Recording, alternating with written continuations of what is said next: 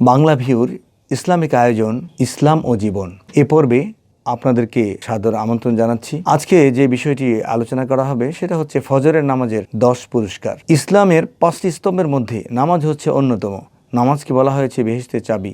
প্রত্যেক প্রাপ্তবয়স্ক মুসলিম নরনারীর উপর 5 ওয়াক্ত নামাজ ফরজ করা হয়েছে। 5 ওয়াক্ত নামাজের মধ্যে ফজরের নামাজের বিশেষ কিছু ফজিলত রয়েছে। মনোযোগ দিয়ে শুনলে ইনশাআল্লাহ আপনি অবশ্যই উপকৃত হবেন।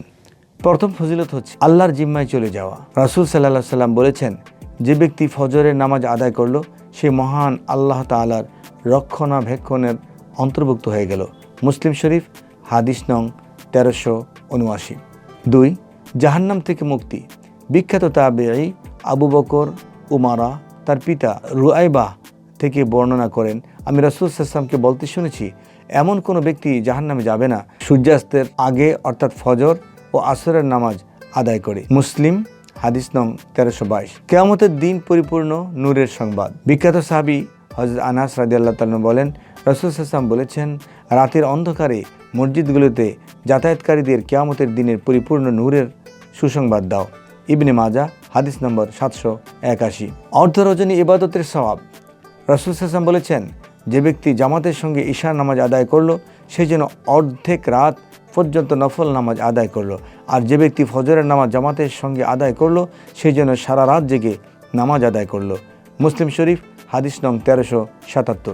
মুনাফিকের তালিকা থেকে মুক্ত। রাসূল সাল্লাল্লাহু আলাইহি সাল্লাম বলেছেন, মুনাফিকদের জন্য ফজর ও ঈশার নামাজের চেয়ে অধিক ভারী কোনো নামাজ নেই। এই দুই নামাজের ফজিলত যদি তারা জানতো তাহলে হামাগুড়ি দিয়ে হলেও তারা উপস্থিত হতো। বুখারী শরীফ হাদিস নম্বর 657। ফজরের নামাজ দুনিয়ার সব কিছুর চেয়ে উত্তম। রাসূল সাল্লাল্লাহু আলাইহি ওয়াসাল্লাম বলেছেন, ফজরের 2 রাকাত নামাজ দুনিয়া ও তার সব কিছুর চেয়ে উত্তম।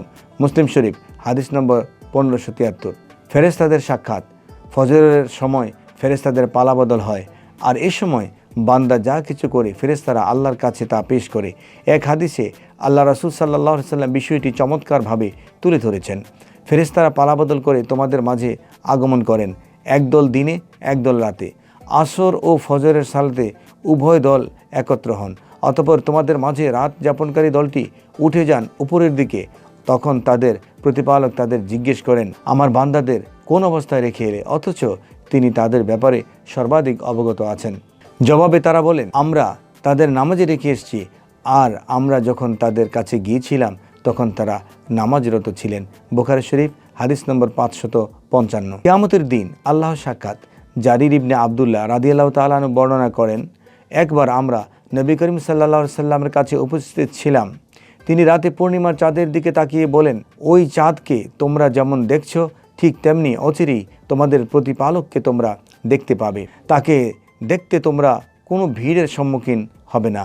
কাজেই সূর্য উদয়ের ও অস্ত যাওয়ার আগের সালাত আদায় করতে পারলে তোমরা তাই করবে। ফজর আদায়ে উত্তম দিন যাপন। ফজর নামাজ আদায়ের জাগতিক উপকারের কথা আল্লাহ রাসূল সাল্লাল্লাহু আলাইহি সাল্লাম এভাবে বলেছেন, তোমাদের কেউ যখন ঘুমিয়ে পড়ে তখন শয়তান তার ঘাড়ের পার্শ্বে অংশে 3টি গিঁট দেয়। প্রতি গিঁটে সে এ বলে চাপড়ায়, তোমার সামনে রয়েছে দীর্ঘ রাত, অতএব তুমি শুয়ে থাকো। অতঃপর সে যদি জাগ্রত হয়ে আল্লাহকে স্মরণ করে একটি গিঁট খুলে যায়, ওযু করলে আরেকটি গিঁট খুলে যায়, অতঃপর সালাত আদায় করলে আরেকটি গিঁট খুলে যায়। তখন তার প্রভাত হয় উৎফুল্ল মনে ও অনাবিল চিত্তে, অন্যথায় সে সকালে উঠে কলুষ কালিমা ও আলস্য নিয়ে। বুখারী শরীফ হাদিস নম্বর 1142।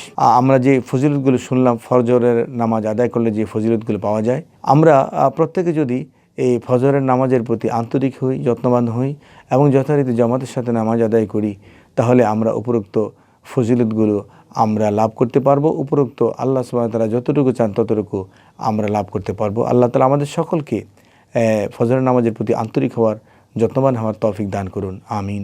আসসালামু আলাইকুম ওয়া রাহমাতুল্লাহ।